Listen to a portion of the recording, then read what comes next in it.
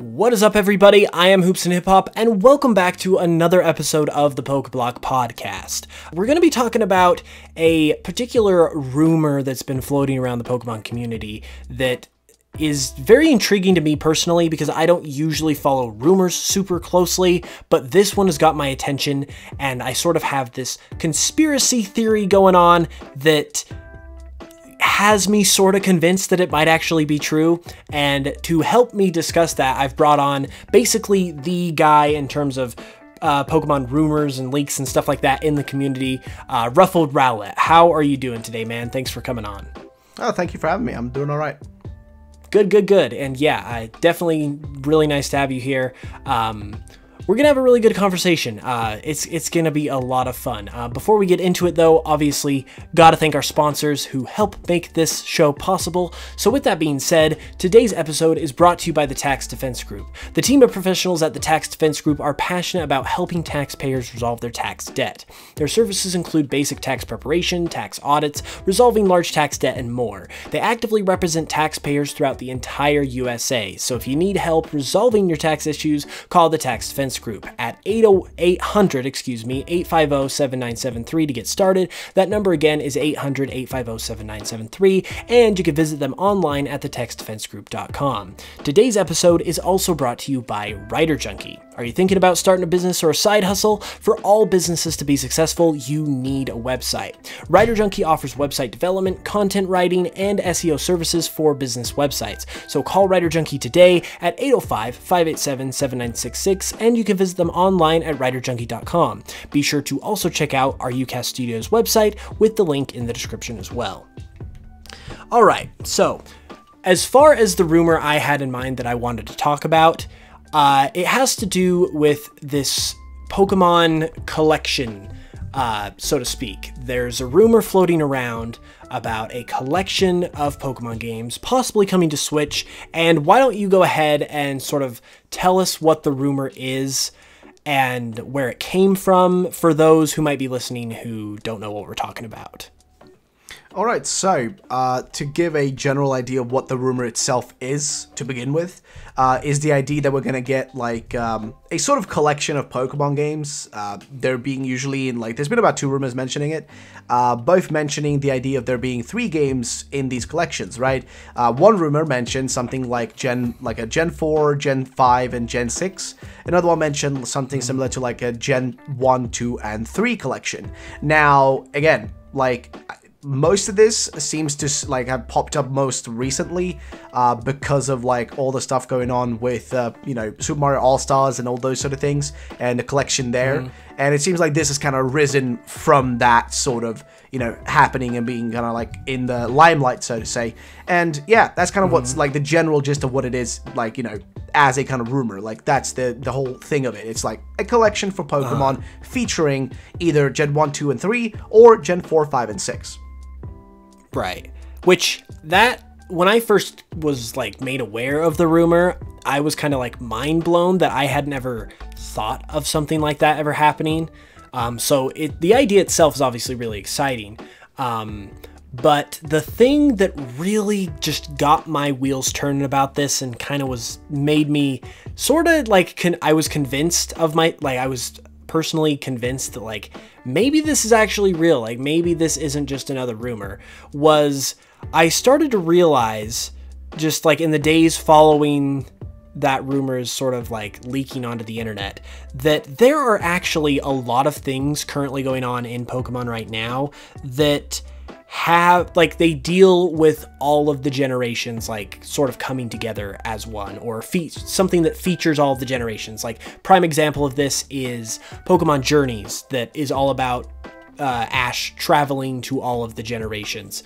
You also have the recent, like, just a couple days ago, along with the Crown Tundra news, there was this Pokemon music video. And I know it's just a one-off music video, but it was also, like, its primary focus was showing, like, all the generations and sort of like an anthology type of thing where it celebrated them all. And then you even had this thing earlier in the year, it was a leak for the TCG, where someone got a random 25th anniversary card. Yeah. Yes, that they weren't, like, that wasn't supposed to be in that pack, but it had the 25th anniversary, like, insignia on it.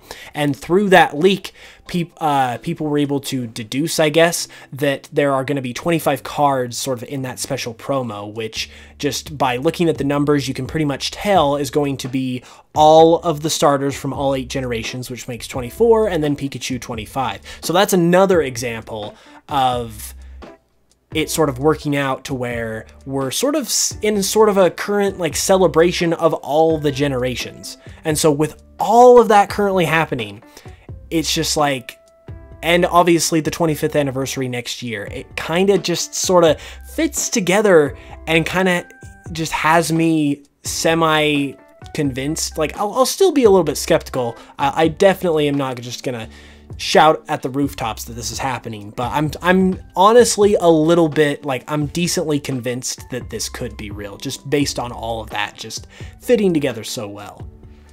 Yeah, I mean, for sure. The only thing that's kind of an issue, and we had a bit of a conversation about this prior, but like the idea of, you know, like them matching it up, like sort of like what, so basically, for those who do not know in general, the kind of consensus within the community nowadays, like what majority of people think is going to happen next year is Diamond and Pearl remakes.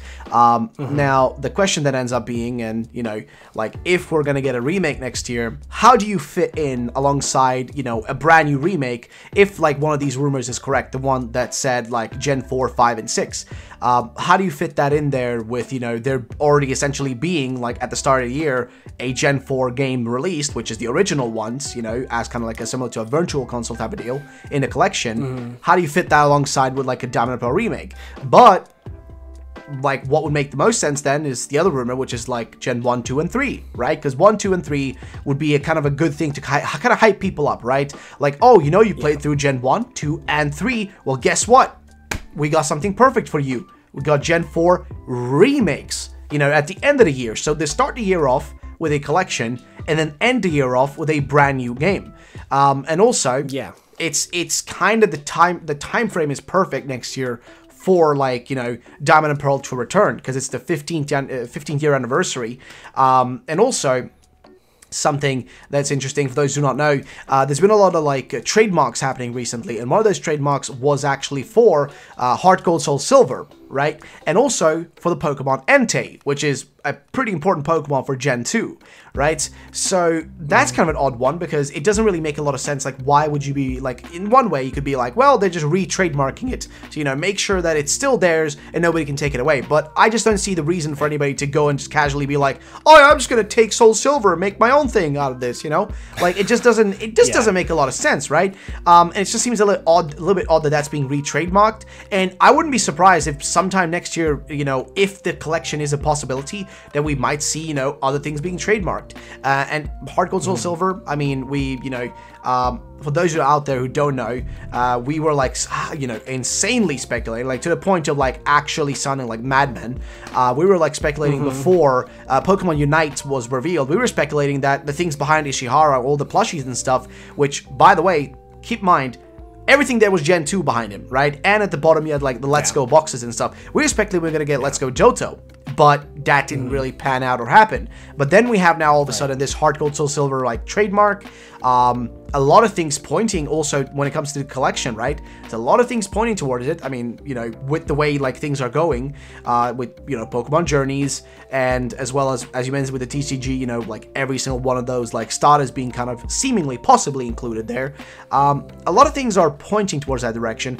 But I want to just input real quick when it comes to Pokemon Journeys. It could also be that Journeys was more kind of like them trying to like appeal to the Pokemon Go part of Pokemon fans nowadays, you know? Like with the idea of like literally having a character called Go, you know? And the idea of traveling the world and having literally raids, you know? Like we saw in like some of the first episodes with like Lugia, that was a raid battle, right? They were trying to catch it in a raid battle. So I don't know if like that has much to do with that, because do you remember Sun and Moon? The reveal for Sun and Moon, when they like were showing all the previous generations, and then were like, they said like it all comes together, like making it seem as if it was bigger than it really was, right? Because Right. did it really all come together? It didn't really. It didn't feel like it came all together. But they were like, it all comes together in a brand new Pokemon game. Pokemon's, Sun and Moon. So, like, I don't know. Like, it could be pointing towards something. But remember, we are talking about Game Freak here. And we're talking about Pokemon Company. We're talking about, like, these people are hard to fully predict. There's usually a general kind of, thing you can follow as to what they're doing. But you never know 100% what's going on in the background. Yeah, like they've even said themselves that they like to be not predictable, and they sort of like work in that way to make sure they can't like be predicted. But yeah, as you were saying with the timeline of it all and how it all fits together is the hardest thing to sort of figure out, because we've got everything that like has it making sense, has it being plausible in terms of just what's going on with the franchise right now. It's just, how can we like fit it into the timeline to make it work? Because everyone has been banking on Diamond and Pearl remakes as like the next big game, or at least something that's going to come out soon. So I personally have been an advocate for it for next year, just because I've said it a million times, but like next year's the 25th anniversary, and it's the 15th anniversary of Diamond and Pearl, and that just makes sense. So that could happen. But now this collection rumor is coming around, and it's like, okay, well, that certainly would be a thing to do for the 25th anniversary, and we have evidence to support it possibly happening. So it's like, where does that leave Diamond and Pearl remakes? I hate to say it, but like you mentioned how they could do the collection earlier in the year, the remake at the end of the year. We had this conversation, as you said, but then the files just didn't save or whatever, and so we kind of figured that out beforehand. We didn't like last time we had it, and we were both a little bit mind blown, so you guys don't get to see that, unfortunately. But we talked in that previous recording about how that could fit together, and the best, honestly, like a way that it could fit together where you actually would get both of those is, as RuffledRowlit said, you'd have like an earlier release of the Pokemon collection earlier in the year next year, to where you get gens 1, 2, and 3, and that would definitely make the most sense in terms of grouping a few games together for a collection, just because they're the first 3, and then you finish the year off with the next generation being 4, but it's not like just the original, it's like a big remake, and so that actually works really, really good. It also sounds like it might be really wishful thinking, because frankly it is. However, this same exact thing has actually happened before. 2016. And that occurred in 2016 with for the 20th anniversary. Keep in mind, another big anniversary, where we got Red, Blue, Yellow on the Virtual Console earlier in the year, and then we got Sun and Moon later in the year. And that is arguably even more of a stretch than what we're talking about here, because with Sun and Moon, that was the beginning of a brand new generation, which is by default going to be a bigger deal than like any kind of remake. I mean, in terms of just like the amount of like, it's a brand new thing, it's not just like an old game that's remade. So I would even argue that that was sort of a bigger deal where those two happened at the same time, as opposed to like just like a bunch of re-releases essentially happening all at the same time. And it makes, like I said, it makes all the sense in the world, just because it's the anniversary. If it was any other year, you could be like, oh, that seems like a little overkill, but it's the anniversary. It seems like it's just kind of all lining up together really nicely. Yeah, it actually for once all comes together, right? It seems to make a lot of, it sure does this time. It seems like that, because everything is aligning perfectly for that to be happening, right?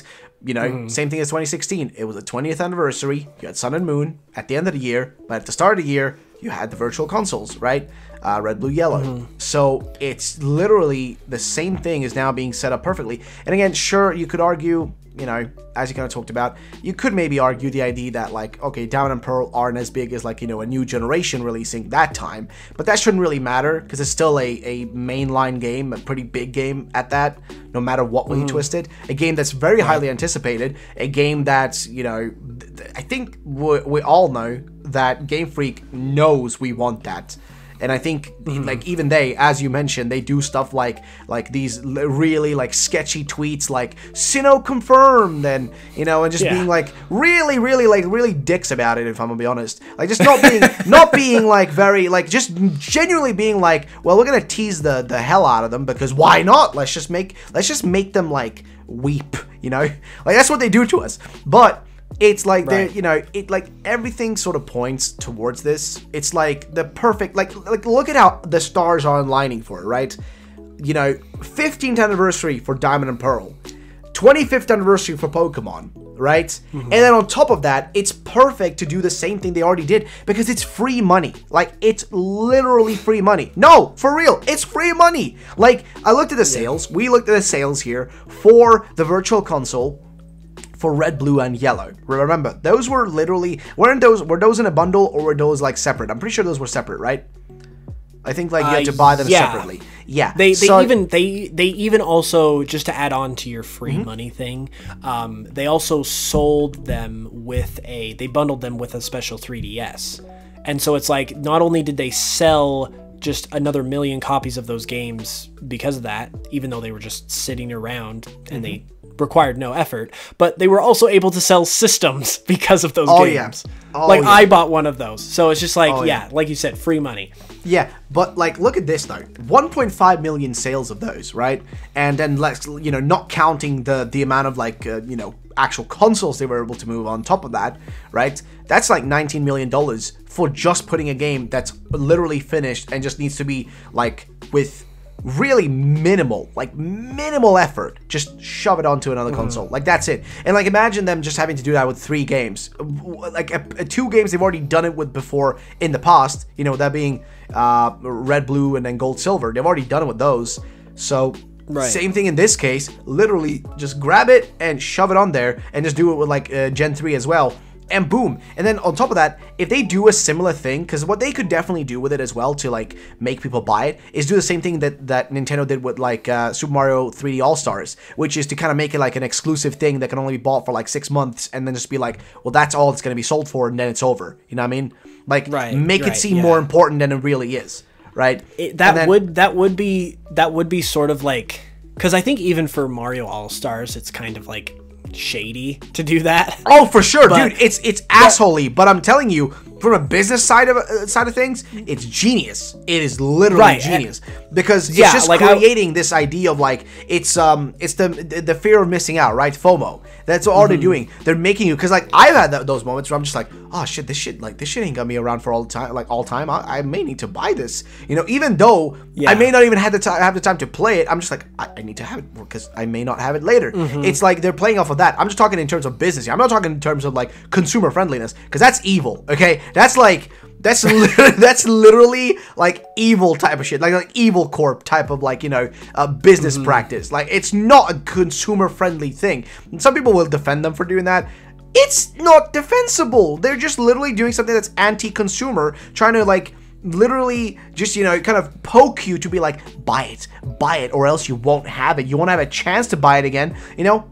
It's literally what they're trying to do. And what I'm saying is, in terms of a business deal, you know, like, in the business side of things, it is genius if Pokemon did that. Like, it's genius. You just set it up like that, make people, like, fear, like, just have the fear of missing out, and then boom, sell, like, even more than you normally sell. Because, like, I mean, 1.5 million on, like, the Virtual Console for, like, Red, Blue, and Yellow, right?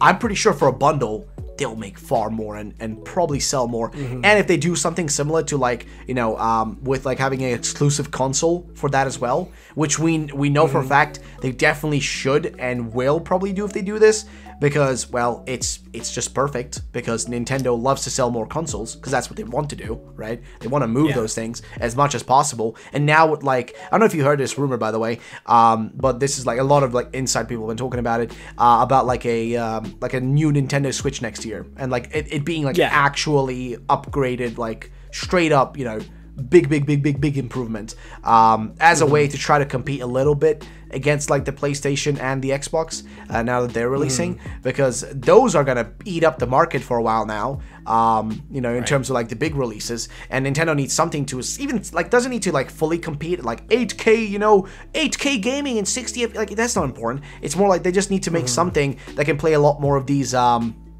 you know, a lot more of these third-party games, right? Like, I'd love to be able to play like Call of Duty on my Switch, honestly. Like, I'd love that, because you know, it'll just feel really comfortable. Just, oh, you know, this is chill. But it's not on there because the Switch can't handle it. The Switch isn't up to par to handle a lot of these games, so they definitely need a stronger console. And guess what? Next year, they do a stronger console. They make a special edition, like, you know, hey, Pokemon fans, you know, we got something for you. Buy more of our stuff.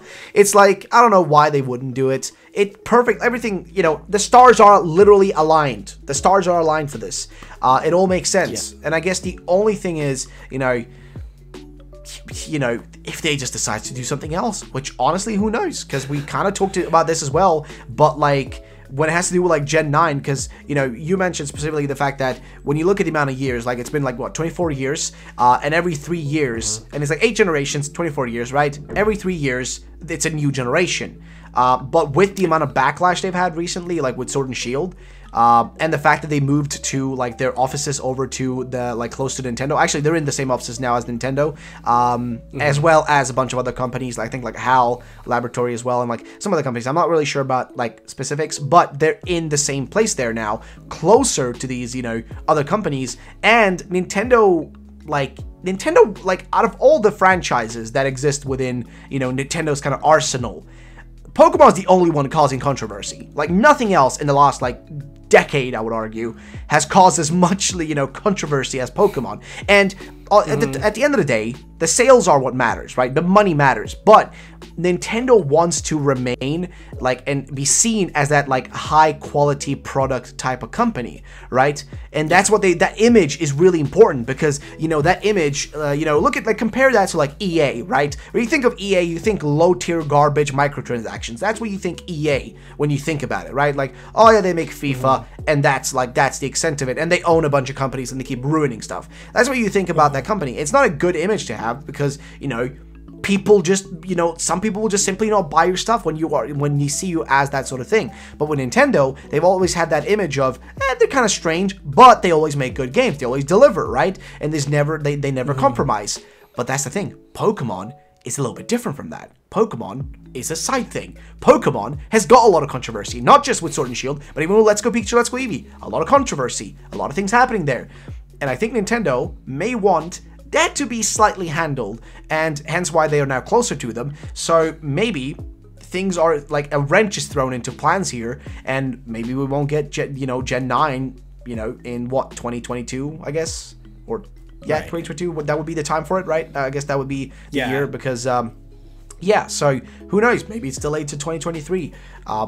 Anything's possible. Also, keep in mind, this year has thrown a wrench into a lot of things. Like, this year has kind of delayed a lot of stuff, to put it like in mild terms, because it's kind of messed up a lot of stuff, I would assume. So I don't know. I mean, honestly, a collection happening makes a lot of sense. But first of all, what's next year's like actual big thing gonna be then? You know, like, I guess that's kind of the big question. Right. Is it Diamond and Pearl? Because that's what majority of people would argue is going to happen, but at this point, who knows? And what I'm mostly confused about is the Heart Gold Soul Silver re-trademark. I mean, it could be nothing, but it could also be something, because why re-trademark this now? Like, it just seems such an odd thing to do. Yeah, well, like, personally, I would, like, if I was just looking at it, I would argue for it being, like, nothing, just, like, with that on its own. Yeah. But then you also brought up, I don't know if you mentioned this already in this recording or if it was in the last recording, but you also mentioned that they trademark Entei, like the name I Entei, mentioned the character Entei. Yeah. And that is also interesting. So it's like you got 2 Johto trademarks. Like, okay, maybe this is probably nothing, but like it's still like significant. And then you take this, as you said, super random backdrop of just Johto stuff behind Ishihara in the Pokemon, like the last Pokemon Direct. Well, literally, other than like Pikachu, it was all Johto. It was like the only other thing you had was Galar starters up in like the top right corner, I think. Yeah. It was so just entirely Johto. It was crazy. It was like when that was like everyone was thinking it was going to be Let's Go Johto, like you said. That was the most like confirmed, like most evidence for that type of thing happening that didn't actually end up happening that I've ever personally seen. So maybe, just maybe, with this trademark stuff happening, and the idea of this collection happening, and the idea of the theme of the anniversary next year being sort of encompassing all the generations, like you said, the stars just really are like coming together really, really well. And I think another thing, this is granted totally just like speculative, but it still does make sense. With this year being as crazy as it has been just in general, a byproduct of that has been that video game prices, or I should say like retro video game prices, have skyrocketed because everyone is home all the time and they just want to play their favorite games from when they were a kid. And that applies particularly so for Pokemon, because if you go on eBay or Amazon or anywhere and look up like any of the old classic Pokemon games, they are super, super expensive, and they're way more expensive than they were before. And so I could very easily see Game Freak and Pokemon, even though this isn't like their type of thing to do, because as we said, we've only ever got the first 2 generations released on Virtual Console, and that's the only time like that kind of thing has ever happened. I could very much see them being like, they're watching this happen and they're just like, hey, we should get in on this. This is a lot of money that we could be getting that we're not. Or B, they could also be from the perspective of, hey, I don't necessarily like the idea of people having to pay $100 just to play Heart Gold and Soul Silver. Let's go ahead and put it as part of a collection so people can have access to it. Because they've also mentioned in the past that like in terms of remakes, that's kind of one of the things that they like about remakes, or that's why they do them, is because they want people who don't have access to the games, those original games, like, I should say, to be able to play them, which is why remakes usually always come on a system that succeeds the last system that you could play the original on. Like for instance, Omega Ruby and Alpha Sapphire was on the 3DS, which was directly after the DS, which was the last system that you could play the original Ruby and Sapphire on. So it all just kind of lines up. Yep, it all comes together, doesn't it? But like that's the thing is though, there's something I really want to mention, which kind of has to do with the idea of like a Let's Go Johto, because we talked about this in the previous one quite a bit, which is like that stuff like behind Ishihara from that Direct, or that Pokemon, like I don't even know what they call them, like Pokemon Now or whatever, I don't know, but basically like behind him, all that stuff, you know, it was just kind of odd. But when you take all that into account, all that stuff behind him, the trademark's now happening. But also another thing, which is that Diamond and Pearl came out, and then the thing right after Diamond and Pearl were Heart Gold, Soul Silver.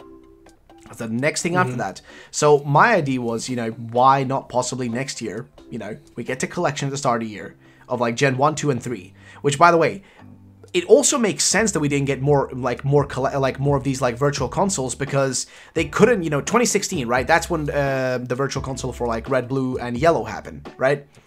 And then it didn't make any sense for them to do one for like Ruby, Sapphire anytime, like, you know, because the 3DS was already like kind of over with, you know, after like and they had Auraz too.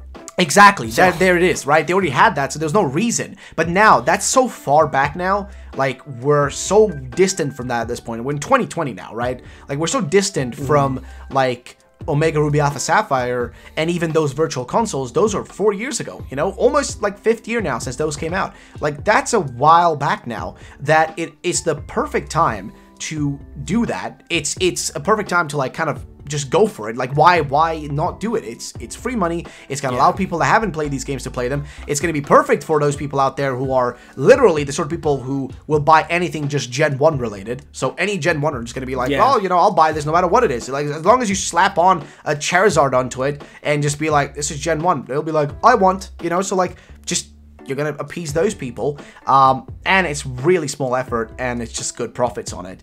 But what I'm kind of curious about is like, you know, more about like, you know, what these like trademarks mean, if that stuff behind Ishihara had any meaning at all, because it was still really odd to me, and it felt so like purposeful, you know?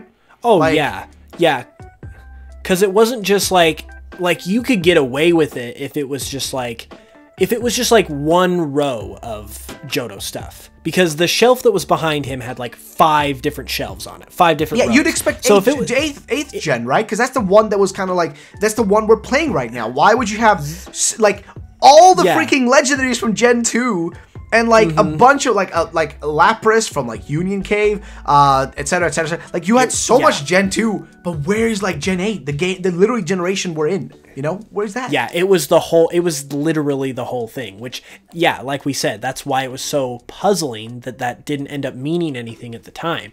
But I don't know, just with how much Game Freak hint at future games in their own games anyway, I seriously doubt that would not mean something.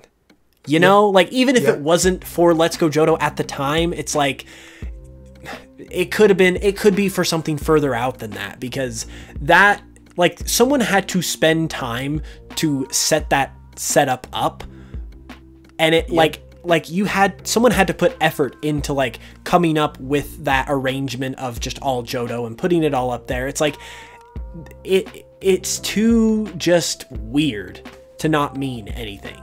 Oh, so, they've done this before. They've done this before with the plushies behind him. They've done it before as a way to hint things. Like this, it's not like we're going out of it, like onto it, like as a, like out of nowhere, just like, oh, this is a thing now. No, the reason like anybody even throws that even slightly a thought is because this is what they do. I mean, Ishihara, Masuda, literally on his Twitter account, 8 months before Sword and Shield came out, had literally a picture, just him holding a sword and a shield, being like, Sword and Shield, and, you know, and you're just like, this dude 8 months ago was literally teasing this there, but we just didn't notice it at the time. Same thing with like Sun and Moon. He's like, oh, it's so, like, he had a picture of like the moon. He's like, oh, it's so cool how when the moon is out, the sun is not there, and you're just like, you piece, you really? This is what you're doing? This is what you're doing? This is how you're hinting things? But that's the thing though, they do these things, and I kind of love them for that. I gotta say, not a lot of companies do these sort of things,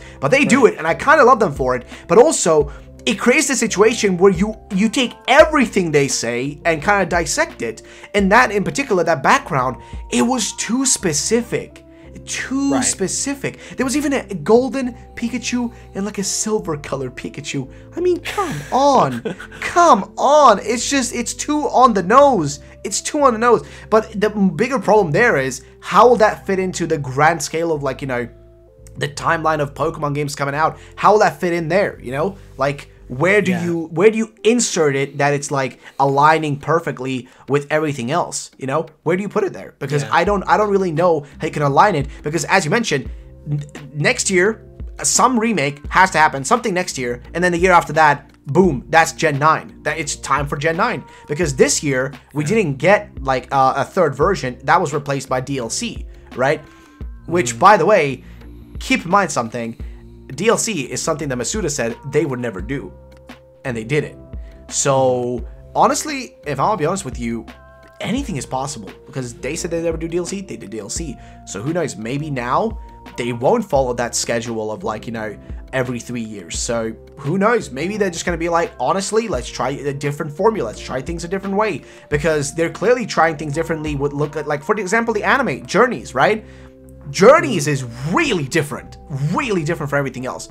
It is taken a totally different approach in terms of storytelling and everything than the previous games, because they're traveling from several regions to regions, right? Doing different things, and not just, you know, following the standard Pokemon formula they've been doing for, well, 25 years almost, right? So yeah, honestly, what I'm trying to say is maybe that cycle we've gone through nonstop, you know, of every 3 years a new gen, maybe that's going to stop, and maybe, you know, we're in for a different type of deal. Maybe we're going to get that collection next year to start of the year, then at the end of the year, Diamond and Pearl remakes, and then boom, the year after that, let's go Pikachu, oh sorry, let's go Johto, and then who knows after that, maybe Gen 9. Honestly, who knows? But at the same time, with everything happening in the world, with this virus and stuff, it could have thrown a wrench into their plans and probably slowed them down. Possibly. You know, anything is possible. Mm-hmm. Yeah. I think the thing we'll leave off with, really key point I want to bring up, that I guess even like just adds to the idea of the collection, since that was sort of the main driving point of this discussion, is the anime itself is like, as a whole, based on the games. Like, that's the whole point of it. Obviously, it takes its whole, like, it takes liberties and it has its own story just to, like, fill up a season of a show. But it follows the structure of the game, basically. The way the game is lined up, they follow that exactly. The same gym order, right? Same gym order. The same kind of things happening within, like, if you look at the game story where things happen, it usually aligns well with where things happening in the anime as well. So right. Yeah. Which is why Journeys is just so out of left field, but that is just all the more reason to have a collection, because it's like, if Ash is going Kanto to Johto to Hoenn in the anime, well, you want that as a player with the collection. You want to do that? You can hop from Fire Red, Leaf Green, Heart Gold, Soul Silver, and Ruby, Sapphire, Emerald, just like all on the same game. So it's like that's even another parallel you could potentially draw in terms of advocating for this.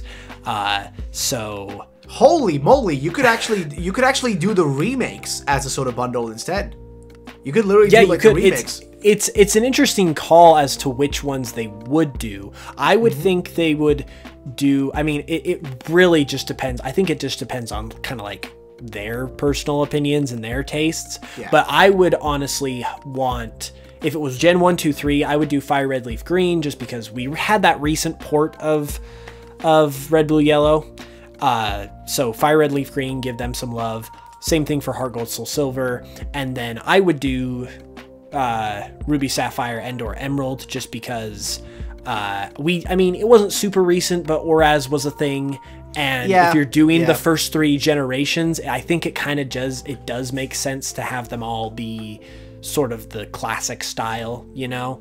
But at the same time, though, it would be a cool thing, though, to have it like be all the previous remakes, right? Leading into the next remake, right? So Fire Red, Leaf Green, that's true. Heart Gold, Soul Silver, Omega Ruby, Alpha, Sapphire, and then all of a sudden, you know, drum roll, bada beam, bada boom, Diamond and Pearl. And also, keep in mind, the 3DS just stopped production. You know, 3DS just stopped production. They're not making any more 3DS. So they're definitely not giving a shit anymore about what was happening back then. Like, that's gone. You know, that ain't on the, you know, on the map anymore. That's not in their, you know, interest anymore. Yeah. So them like shoving that onto the Switch as well. I mean, hey, anything is doable, honestly.